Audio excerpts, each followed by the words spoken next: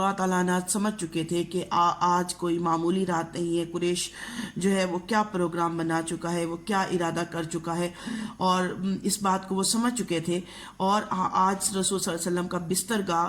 قتل گاہ کی زمین جو ہے وہ ثابت ہو سکتا تھا ان کے لیے، جو ان کا بستر تھا. لیکن ان کے لیے فاتح خیبر ان کو کہتے ہیں، حضرت علی رضی اللہ تعالیٰ عنہ کو کہتے ہیں، کیونکہ خیبر کا جو قلعہ تھا بیٹا وہ بہت ہی مضبوط قلعہ تھا اور وہ کسی سے فتح نہ ہوتا تھا. تو یہ کام حضرت علی رضی اللہ تعالیٰ عنہ کو حضور پاک صلی اللہ علیہ وآلہ وسلم نے سونپا، اور وہ انہوں نے اس قلعے کو فتح کیا، اور جو ہے وہ اسی لیے فاتح خیبر کہلائے. ان کے لیے یہ قتل گاہ فرش گل تھا، یعنی پھولوں کا بستر تھا. کفار نے جب آپ صلی اللہ علیہ وسلم کے گھر کا محاصرہ کر لیا، یعنی چاروں طرف سے گھیر لیا، اور رات زیادہ گزر گئی، تو قدرت نے یعنی اللہ تعالیٰ کی طرف سے وہ بے خبر ہو گئے، نیند میں چلے گئے، بے ہوش ہو گئے، کہ حضرت صلی اللہ علیہ وآلہ وسلم ان کے سامنے ان کو چھوڑ کر جو ہے وہ کعبے کی طرف آئے جو ہے، اور فرمایا مکہ تو مجھے تمام دنیا سے زیادہ عزیز ہے. بیٹا یہ ایک فطری عمل ہے کہ انسان جس شہر جس علاقے میں رہتا ہے اس سے اس کو محبت ہو جاتی ہے، اس سے اس کو لگاؤ ہو جاتی ہے. تو اس بات کا دکھ حضرت محمد صلی اللہ علیہ وآلہ وسلم کو تھا کہ وہ اپنا علاقہ، اپنا شہر جو ہے وہ چھوڑ کر جا رہی ہیں. انہوں نے کہا کہ مکہ تو مجھے تمام دنیا سے زیادہ عزیز ہے، یعنی زیادہ پیارا ہے، لیکن تیرے فرزند کا مطلب ہوتا ہے بیٹے، تو لیکن یہاں مراد ہے کہ اہل مکہ جو ہے مجھے یہاں رہنے نہیں دیتے. حضرت ابو بکر صدیق رضی اللہ تعالیٰ عنہ سے پہلے ہی قرارداد ہو چکی تھی، یعنی بات چیت طے ہو چکی تھی. دونوں صاحب جبل سور، جبل کہتے ہیں پہاڑ کو، سور اس کا نام ہے، جبل سور کے غار میں جا کر پوشیدہ ہو گئے، یعنی چھپ گئے. یہ غار آج بھی موجود ہے اور بوسہ گائے خلائق ہے. یہ غار آج بھی موجود ہے اور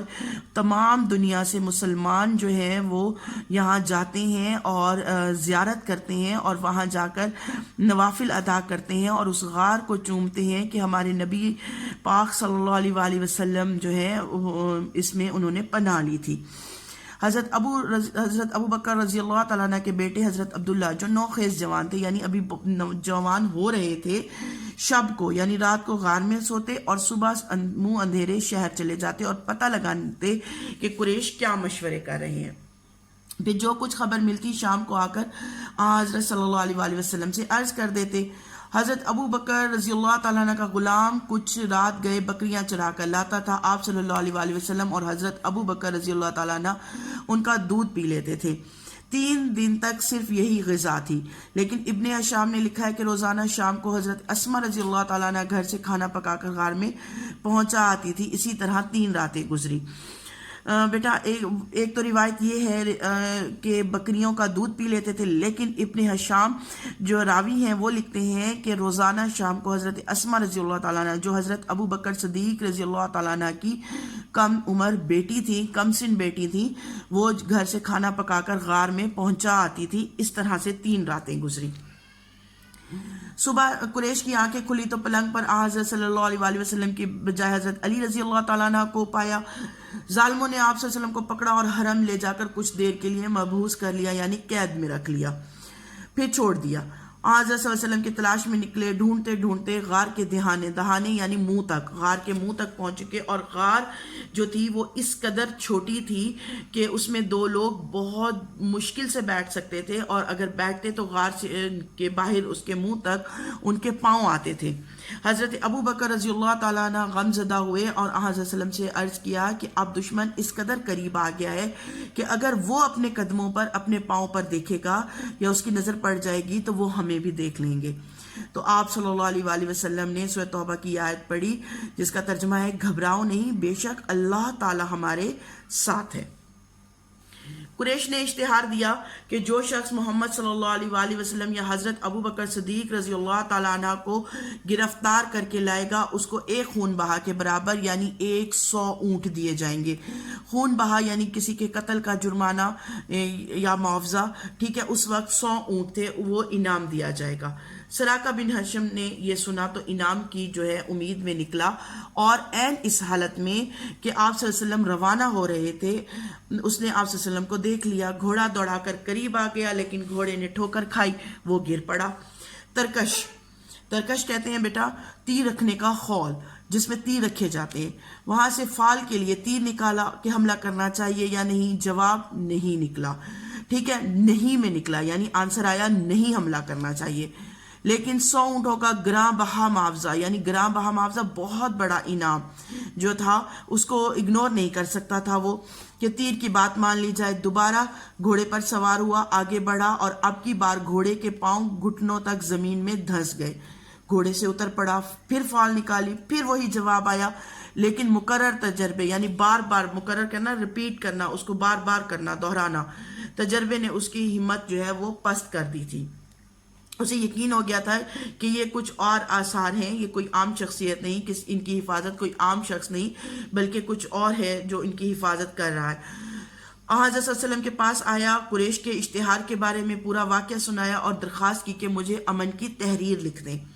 حضرت ابو بکر رضی اللہ تعالیٰ عنہ کے غلام عامر بن فہیرہ نے چمڑے کے ایک ٹکڑے پر فرمان امن لکھ دیا اسے۔